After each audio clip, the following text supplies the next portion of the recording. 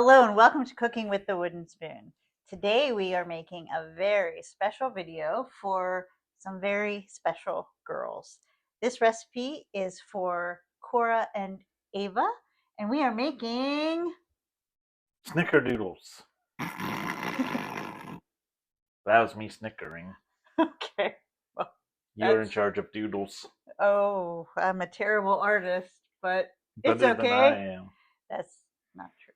But anyway, Cora and Ava are two of the most sweet and kind and talented people that we know, and their parents are as well. But we're very happy to do this request video. So there is kind of a funny story behind this. I really did chuckle when I did snicker. I snickered. Sorry. I snickered whenever I heard that Snickerdoodles was their request, because when my kids were young, my friend Trisha and my friend Terry and I used to get together every mid-December, and we would do Christmas cookies together, a bunch of Christmas cookies. And Terry was in charge because she is just an amazing baker. We were both the sous chefs, and all of our kids too. So the kids have awesome memories of making Christmas cookies every Christmas, and we would give them to shut-ins and people that we knew, and it was just a really fun time. After one of the Christmases, Noah, at the time he was probably 8 or 9, he asked me if I would make snickerdoodles. And as I said, I'm not a baker, but how could I say no to Noah? If you could see him at that age, he was so super cute, and he's still super cute. But I ventured to make these snickerdoodles, and I thought I followed the recipe, and we tried them at the end, and Noah was so excited. He bit into it, and his face changed, and he's like, these are sour. And then I tried them, and they were sour, and I had no idea how I made a sugar cookie sour, but I did. So today, Matthew's in charge. I'm going to be the sous chef. I'll be the taster. I'll smile, but it's all him because he's such a good baker. So what's first? I forgot about it. We'll need a plate for in a bit. So first, make sure we have our stand mixer set up with the paddle attachment. You can do a hand mixer if that's all you have, or you can mix with a wooden spoon if you have a lot of arm strength. But we're gonna take. We have 2 3/4 cups of flour in this bowl. This is our mise en place. And so then, you have everything all set for you before you start cooking. Makes life easier. It does. I didn't measure everything out to start with because that's just not the way I roll. It's okay. And we have our cream of tartar that we haven't used yet, apparently, because it's still got the seal on the inside. When we were getting our ingredients ready for this, whenever we got the request, which was a little while ago, it took us a while to get here, I got my cream of tartar, and it had expired in 2008. Noah is now 24, so that may explain how long it's been since I've made these cookies. But this time, they're gonna turn out great. So make sure I get this right. 2 teaspoons, I think I said. Yep, 2 teaspoons cream of tartar. We add that into our flour. Okay. Just like that. And then 1 teaspoon of baking soda, which we have here. There's a little cardboard flap on the inside of the baking soda, which is nice for leveling the measuring spoon. I do that all the time. So 1 teaspoon baking soda and salt. 1/2 teaspoon kosher salt. Recipe actually says kosher salt, not just salt, but we use kosher salt all the time. So you put that in with the flour mixture, done with the salt for now. And then I'm going to grab a spoon. Don't need that yet. And by spoon, I mean fork. And then they say to whisk this together, but I just use a fork. Then we mix up the dry ingredients. In this example, or in this recipe, I should say, sugar is a wet ingredient, so it's going to go into the mixing bowl and we're going to cream it. So we set that aside for now, and then in the mixing bowl, 2 sticks of butter, 1 cup, and it should be at room temperature. For me, baking cookies doesn't have to be at room temperature. If you have a stand mixer, it'll cream just fine cold. Just takes longer, and you just have to be careful at the very beginning, because as the paddle attachment breaks up the butter, can fly out of the bowl. So, but ours are at room temperature. But since it's fall in Wisconsin, room temperature is a lot less than it used to be. Because the heater's on. Because the heater's on. But these are a staple in the Christmas cookie recipe department. So we had those. I tend to work from my phone for a recipe and not a sheet of paper, so I'm not really checking the news or anything over here. 2 sticks of butter, 1/4 cup light brown sugar, which we have here. I like to pack it, hence the nice cool shape. So got that. It's like an espresso puck.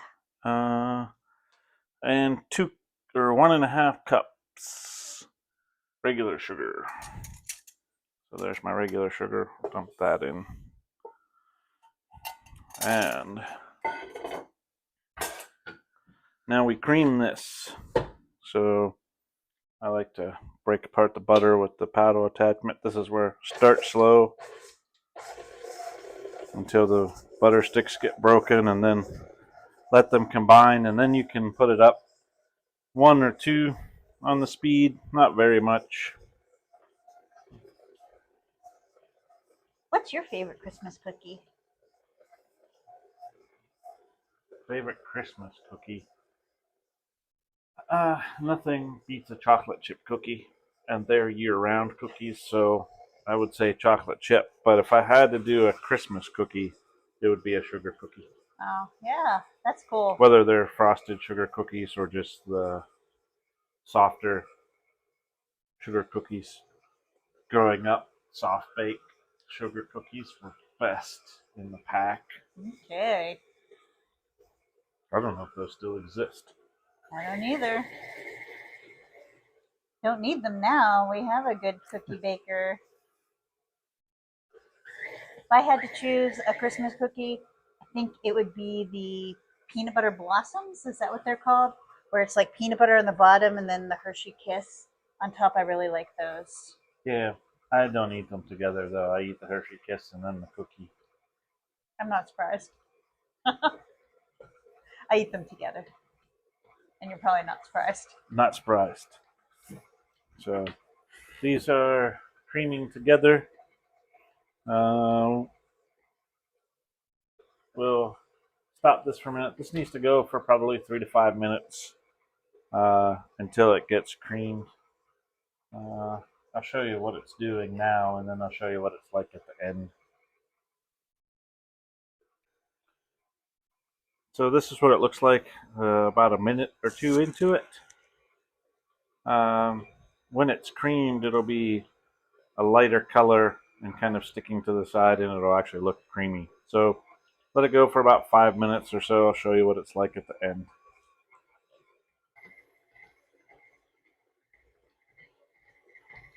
Hi, Bo. Are you snoozing? Say hi to Cora and Ava. Can you wake up to say hi? No? Okay. I turned up the speed 1 notch to keep it from getting stuck in the paddle. But you can see how it's kind of getting stuck to the side, and it's a little bit lighter of a color.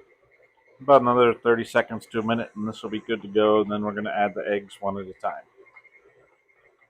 Okay, this is looking pretty good. I forgot my spatula to wipe down the sides. Smelling pretty good too. Of course, so that the cookies taste better, we have our Baby Yoda spatula. Always. So just wipe down the sides so nothing's stuck at the top.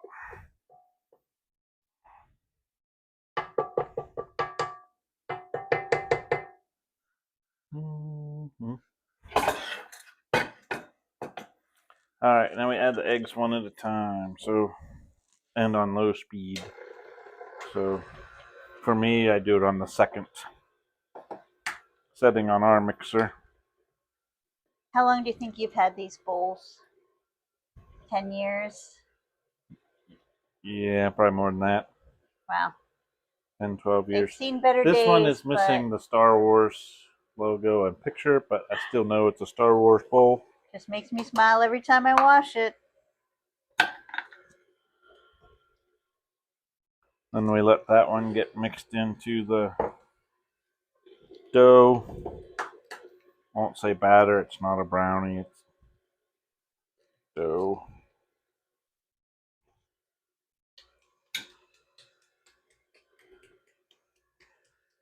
That's an interesting sound. That is an interesting sound, so that tells us we need to scrape the dough off the mixer and scrape down the sides to kind of get it all in there in a pile in the middle. The newer KitchenAid paddles have a little scraper built into one side of them. Ours does not, so It's from 1995. I am the scraper. Back in our day, we had to scrape the bowl. So that one's mixed in pretty well. We'll add the second egg. Again, I use this bowl, put the eggs in here, and then dump it in case I get any shells, I can dig it out before they get dumped in, instead of breaking the egg right over top of that. People prefer shell-free cookies. True. And then the last thing I think we add into the bowl while it's mixing is the 1.5 teaspoons vanilla extract. So, yeah. Since it's imitation vanilla, I'm just going to do 2. But I'll try not to dump a little extra in this time. Next thing that, while this is mixing, we're going to, actually that got mixed in pretty good. It'll form like a star shape in the bottom while it's mixing. That's how you know it's pretty good. We're going to do 2 tablespoons of cinnamon.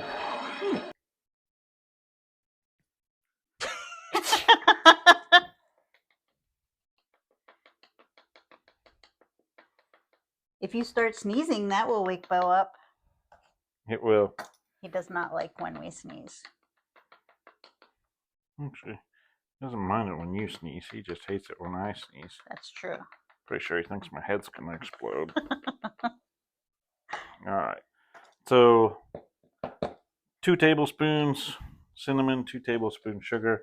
Really doesn't matter on the amount. You just keep them to be equal parts cinnamon and sugar in this bowl. So, wipe off the cinnamon so we don't cinnamonize our sugar bowl. That would not be good. I wouldn't mind it, but I actually have a cinnamon sugar shaker to shake it on my toast. He does. So, and a plain sugar shaker. And a plain sugar. Who needs salt and pepper shakers? I have sugar and cinnamon sugar shakers. And they're Star Wars, of course. I need pepper shaker.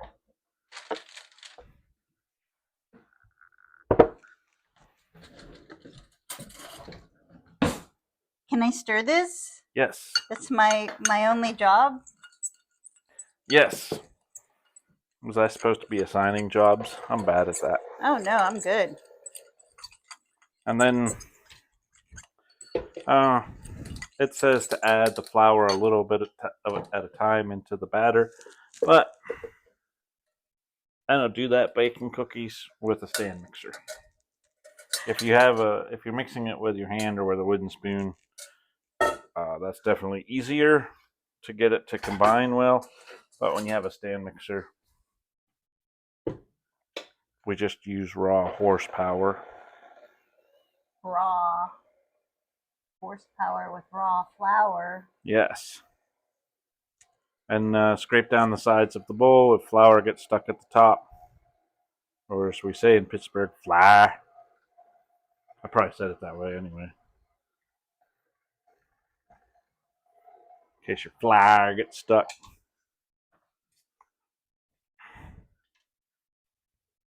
You can hopefully see in there kind of what the dough is going to look like. It's very similar to the chocolate chip cookie dough or other cookie doughs. It's really the same consistency for these.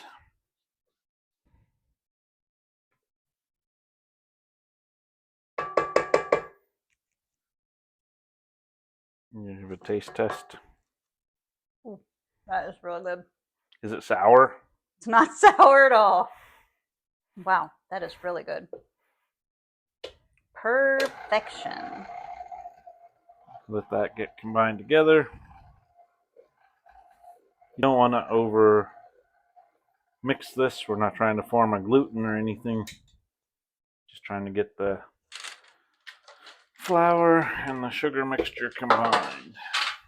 So when you're making cookies, how come sometimes you need parchment and other times you don't? Because you don't use cookies for your chocolate chip, or you don't use parchment for your chocolate chip cookies. Good question. I don't know. Okay. Maybe it doesn't Probably matter. the amount of butter that's in there and how well it sticks to the bottom. I That don't makes know. sense. Stickier cookies need parchment. Less sticky cookies wouldn't. Okay, good answer. Whoops. We better get that before Bo. Yeah, he's sound asleep. He didn't even hear it hit the floor. That's true. Here, do you want the Not right paddle? Well, I'll save it for you for later then. Sous chef always gets to lick the beater. Yeah. Okay, so next step is you're supposed to have a 2 tablespoon cookie or melon baller, which we don't have. If we do have it, I don't know where it is. No. That's not my forte. I just eat melons in slices or cubes. So what we're gonna do is just take a tablespoon thing here just to keep us consistent. I use my larger spoon, tablespoon, and grab a spoonful about the same size I would use for chocolate chip cookies. And we ball them up, roll them in our mixture here, drop them on there. Cool. You want to be the roller? I can be the roller. High roller. So how many cookies does this make? Well, that's hard to say. Depends on how much dough you eat while you're making it. Depends how big you make the cookies. Okay. And I didn't read the recipe. Okay. Oh, speaking of reading the recipe, whoopsies. Preheat your oven Oh, okay. Phew. to 375. That's not the worst whoopsie we've had.